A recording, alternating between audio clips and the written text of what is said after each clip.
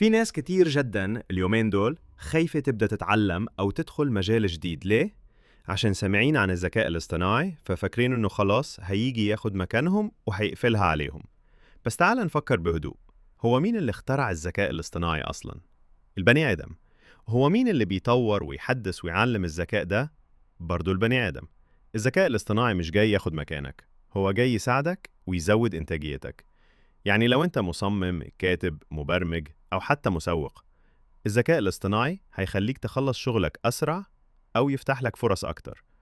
واللي هيبدأ ويتعلم دلوقتي هو اللي هيعرف يستخدم الأدوات دي لصالحه.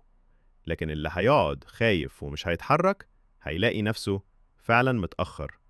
مش عشان الذكاء الاصطناعي خطف مكانه، لأ، عشان هو وقف مكانه.